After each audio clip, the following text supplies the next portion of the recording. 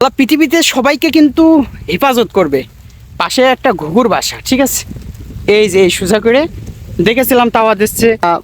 আস্তে আস্তে কিন্তু সব কিছু হয়েছে, এখন বাচ্চাও ফুটাইছে। আমি দেখতে পারছি এখানে আমরা বসে নাস্তা করি, খাওয়া দাওয়া করি, আর উপরে কিন্তু ঘুঘু আর কি তাওয়া দিয়ে বাচ্চা ফুটাইছে। ওই যে দেখা যাচ্ছে এখন কিন্তু ঝড়, ওই যে ঘুঘুটা বসে রয়েছে, আর এদিকে কিন্তু প্রচণ্ড ঝড় এবং বৃষ্টি উঠছে।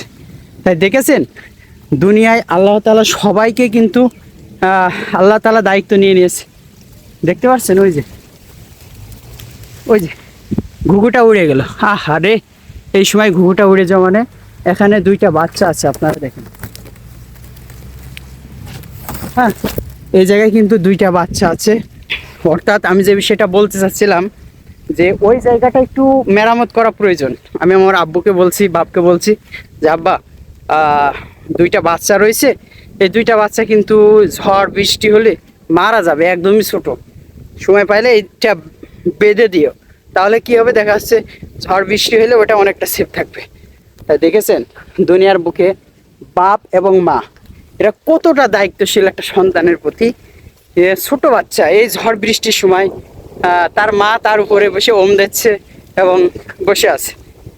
তা এই জিনিসটাতে চোখে বাঁধলো, এখান থেকে শিক্ষা আমাদের অবশ্যই নিতে হবে যে সন্তানের জন্য বাপ মা কী করে, আর এই সন্তান বাপ মার জন্য পরিশেষে যখন বাপ মা মুরব্বী হয়ে যায় তখন কী করে, তাই না? এটা ভাবারই বিষয়। হাত লেগে যাচ্ছে যার কারণে ক্যামেরা ধরতে একটু এলোমেলো হচ্ছে। তো আপনাদেরকে বলবো, পশু পাখি এটা খুব একটা শৌখিন জিনিস এবং সৌন্দর্য। অনেকে বাচ্চা দেখলে বাসায় নিয়ে যে পালন করে, মেরে ফেলে, নষ্ট হয়ে যায়, পারে না। ফুল যেমন গাছে মানায় হাতে মানায় না, ঠিক তেমনি পশু পাখি আল্লাহর জমিন, আল্লাহ তাআলা যে জমিন দিয়েছে সেই জমিনে চলাফেরা করে বেড়াবে, খাবে দাবে, গাছে থাকবে, ডাকবে, আওয়াজ শুনবো, এটাই কিন্তু সৌন্দর্য।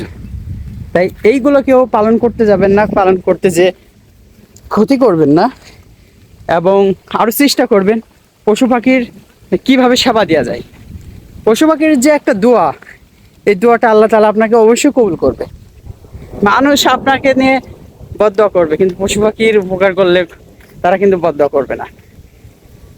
তো এই বিষয়টা আমি দেখছিলাম, খুব খারাপ লাগতেছিল, যেহেতু এখন ঝড় বৃষ্টি হচ্ছে। মাঠে ধান বানতে আসছিলাম, শেষ হয়েছে, এখন বাসায় যাইতেছি। তাই ভাবলাম সময়টা কিছু শেয়ার করি আপনাদের কাছে। তাই আর কি শেয়ার করতে করতে বাসায় যাচ্ছি। দেখতে পাচ্ছেন, হ্যাঁ, এই যে মাঠ, ওই পাশে ধান বানছিলাম, ওই পাশে ধান বান্ধা শেষ হয়ে গেলে এই যে এখন বাসার দিকে যাচ্ছি।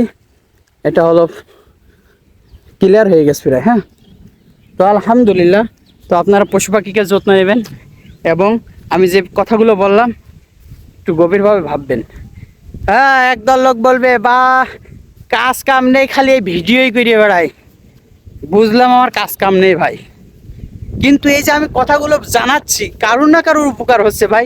তোমার কথায় আমার কান দেওয়ার সময় নেই, আমার কথায় মানুষের উপকার হোক বা না হোক, অন্তত আমার উপকার হচ্ছে। যাও, তোমরা এই যে ভিডিওটা দেখলে তখন ধীরে উপকার হয়েছে আমার, জানো তো। শেয়ার করো সবাই, মানুষকে এখান থেকে কিছু শিক্ষা নিতে পারে সেই সুযোগটা করে দাও। আসসালামু আলাইকুম।